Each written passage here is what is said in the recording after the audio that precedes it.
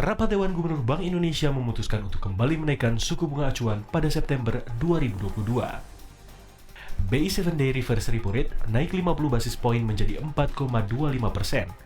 Suku bunga deposit facility 3,5% dan suku bunga lending facility sebesar 5%. Gubernur Bank Indonesia Peri Warjio menyebutkan kenaikan suku bunga ini sebagai langkah front-loading, preventif, dan forward-looking untuk menjangkar ekspektasi inflasi inti kembali ke sasaran di 2 hingga 4% pada tahun 2023. Tak hanya itu, keputusan itu dalam rangka stabilisasi nilai tukar rupiah dengan tingkat ketidakpastian global yang semakin kuat.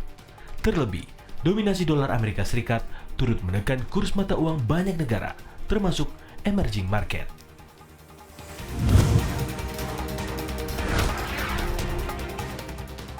Laju indeks harga saham gabungan masih melanjutkan rally penguatan setelah Bank Indonesia mendongkrak suku bunga acuan 50 basis poin menjadi 4,25%. IHSG ditutup menguat 0,43% ke posisi 7.218.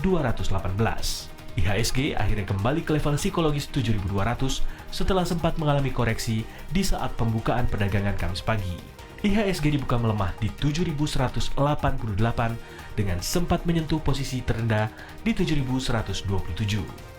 Di sisi lain, meski rupiah mengalami pelemahan, namun mata uang tanah air menjadi mata uang terbaik di Asia setelah mampu memangkas pelemahan pasca kejutan yang diberikan oleh Bank Indonesia. Rupiah mengakhiri perdagangan pada Rp15.015 per dolar Amerika Serikat, melemah 0,13% di pasar spot.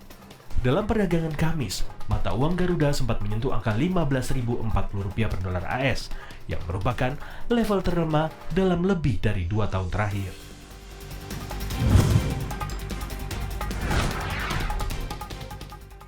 Rencana penetapan gaji terendah ASN sebesar Rp9 juta nampaknya belum akan terrealisasi. Pasalnya, kebijakan yang digaungkan almarhum Cahyokumolo ini belum mendapatkan restu. Hal ini tampak dari anggaran belanja pemerintah dalam APBN 2023, tercatat sebesar Rp2.230 triliun. Nilai ini turun 5,9% dari posisi tahun lalu. Meski begitu, penurunan belanja itu tidak berdampak terhadap gaji PNS, tetapi tidak pula ada penjelasan soal kenaikan gaji. Menilik lebih jauh, pada tahun 2019, pemerintah sempat menaikkan gaji PNS sebesar 5%. Kenaikan ini diumumkan langsung oleh Presiden Jokowi saat membacakan nota keuangan RAPBN 2019 16 Agustus 2018 silam. Berbeda dengan saat ini, Presiden tidak menyinggung soal gaji PNS saat pembacaan nota keuangan dalam sidang tahunan 16 Agustus 2022 lalu.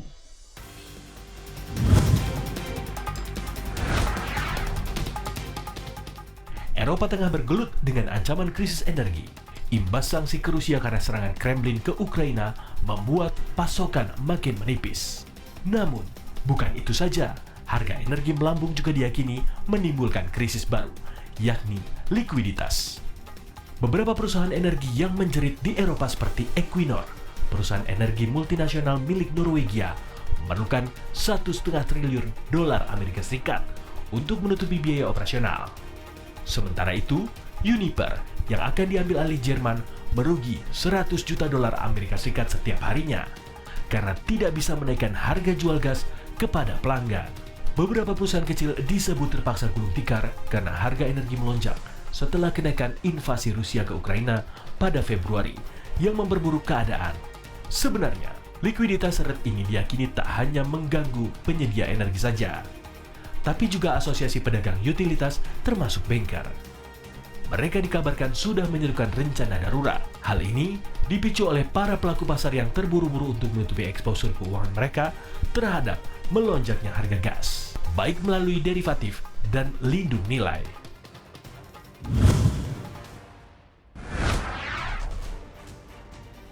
The Fed mengerek suku bunga acuan 75 basis poin dari 2,25 hingga 2,5% menjadi 3 hingga 3,25%.